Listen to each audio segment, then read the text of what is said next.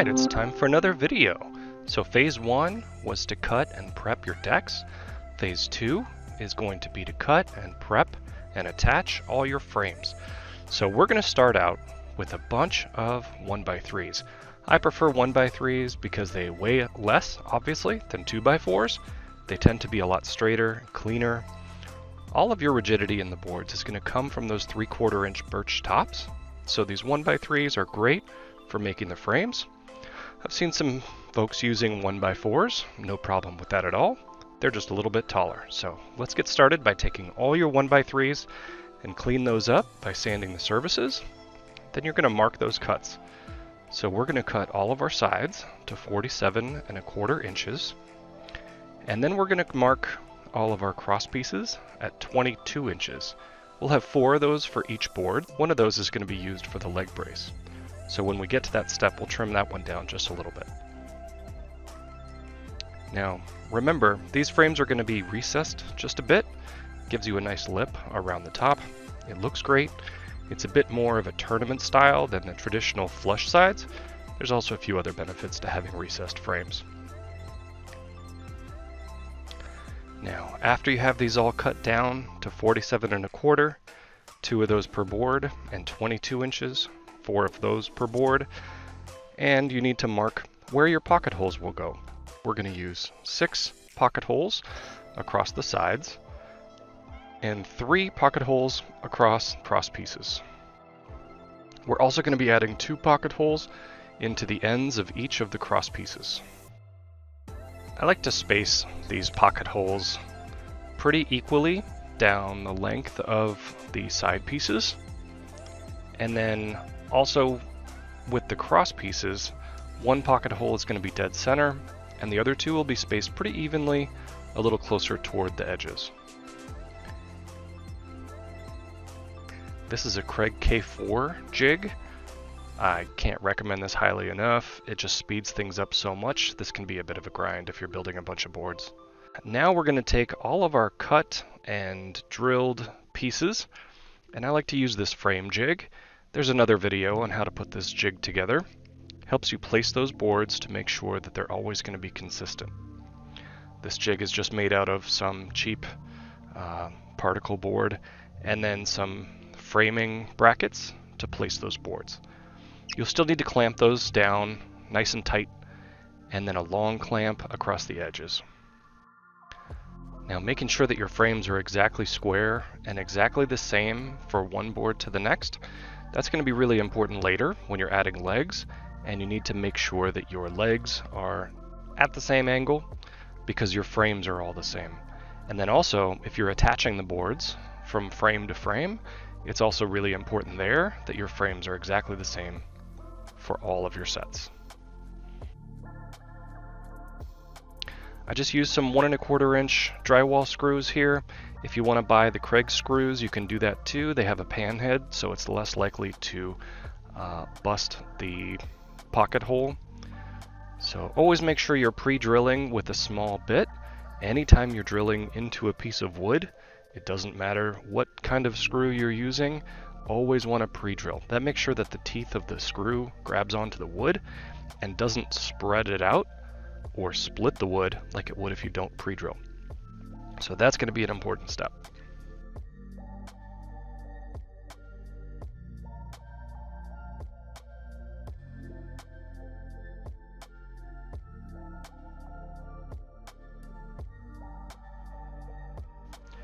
Now we'll just move our clamp down the line, tighten those up, pre-drill, and then screw those boards together.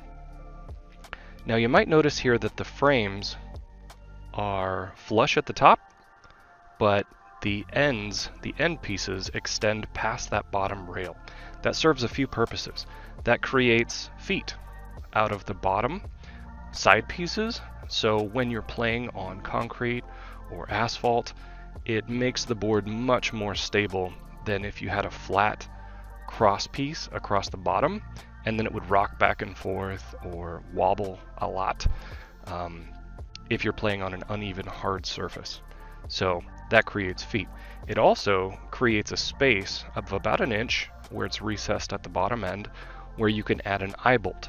And I'll cover this in another video too, but adding an eye bolt in that bottom frame allows you to connect a cord between the two boards that's exactly 27 feet. And that's really nice because then it's a no-brainer of placing your boards when you're ready to play. So I strongly suggest recessing that bottom frame piece a bit more than the sides. So now you can see here, I'm just going to stack these frames one on top of the other to make sure that the frames are in the exact same position. If I had to, I could unscrew and reposition that center cross piece, and that allows me to make sure that these frames are going to attach down the road when I'm ready to finish them.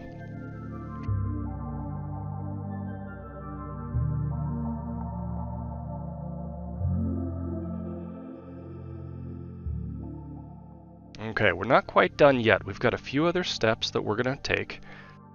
So now it's time to attach them to your deck.